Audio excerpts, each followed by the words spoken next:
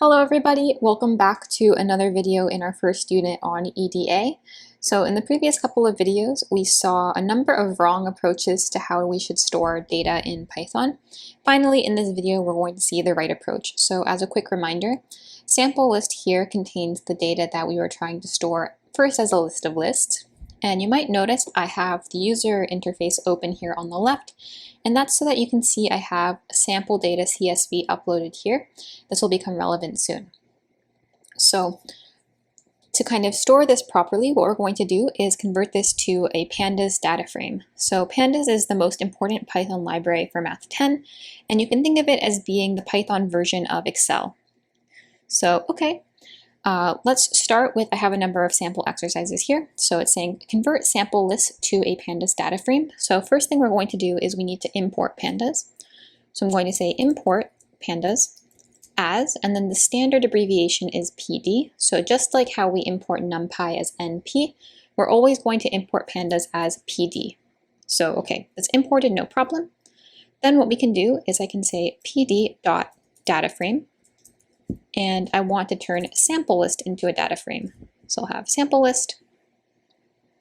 And we can see here, all right, this is looking good. So we have 1.99, 17, Alice, and 4.9. So kind of each row represents the list in our list of lists. So this is looking good, but the best way to do this is actually importing the data directly. So here we had represented our data using a list. You can imagine, what if the original CSV had thousands of rows? You would not want to write this by hand. So what we're going to do is we're going to use the function read_CSV to import our data directly, and then we're going to store it with the variable name df. df is a pretty common abbreviation you'll see. It stands for data frame. So let's do it. I'm going to say pd.read_CSV. And then my file name here is sample_data.csv. So I'll say sample_data.csv. And I'm going to close the user interface because we're not going to need it. And then let's kind of look at what we've gotten here.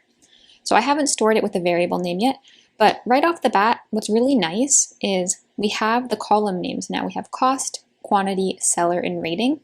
When we were doing our previous two approaches, so the first one with the list of lists and later the NumPy array, we weren't able to get the column names, so this is already something that's quite nice.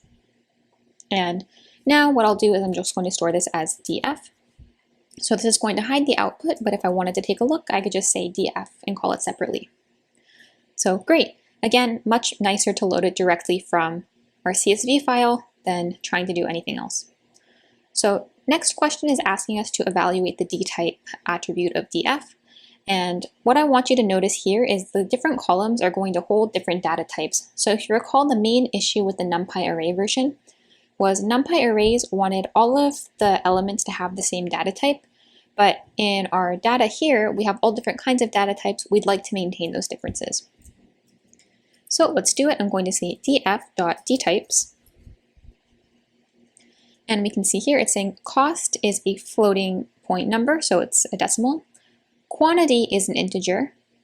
Seller, it's saying object, so I'll talk about what that means in just a moment. And rating is a floating point. So what we mean by object, you can think of it as pandas is very specialized for dealing with all kinds of different numbers. So we have floating points, integers, there's the different bits that they can be. Object you can think of as just not one of these specialized numbers. A lot of the time it's a string, so in this case it's a string, but it's not always a string. That's first introduction to object. You'll see it in a lot of places. Here it's just strings. So again, let's appreciate the different columns have different data types. This was the big issue with the NumPy version. Next question, it says define a variable call for column to be equal to the rating column. So in the next couple of videos, we're going to see a lot of different ways of indexing in pandas. By far the easiest way is to just use square brackets and pass the column name. So what I mean by that is I can say df of, and then the name of the column is rating. So I can say rating. And we can see here, this is the rating column. So 4.9, 2.5, 4.1. If I scroll back up, again here, this is the rating column. And I wanted to call this column, so I'll say call equals, and if we want to look at it, let's just run it here. So again, first glance at indexing, by far the easiest way is just to use square brackets and then pass the name of the column.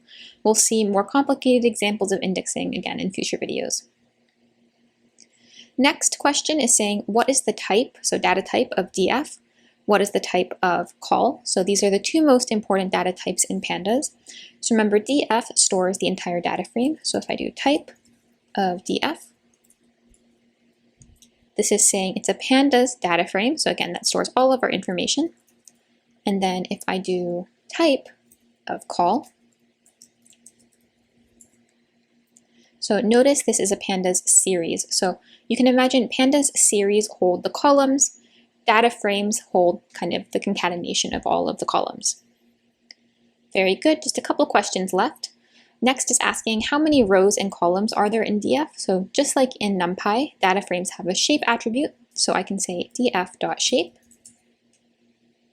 And this is saying I have 3 rows, 4 columns. If we scroll up and take a look, 1, 2, 3 rows, 1, 2, 3, 4 columns. So that's looking good. And very last, you'll remember our original question was, well, we wanted to compute the average values in the rating column. And here, all I'm going to do is say, remember, call, this was our ratings column, so I can do call.mean. And we can see here we get exactly that average that we had computed in the previous videos. So I really want you to pause and appreciate here. So notice how much more elegant this method was than our previous attempts. The main issue with the NumPy version, again, was the different data types. If the NumPy array had only had integers, or like if our data frame only had integers, then the NumPy version would have worked very similarly. But here, kind of despite the differences in data types, this works perfectly for us. Only other thing is we also talked about issues with numerical precision. Pandas is really wonderful and it solves a lot of problems, but numerical precision issues, just not one of those. You can almost always assume in pandas that there's going to be some floating point errors. So again, this was just really quick introduction to pandas and kind of crash course in the fundamentals. In the next couple of videos, we'll talk a lot more about indexing. Thanks for watching, and I'll see you there.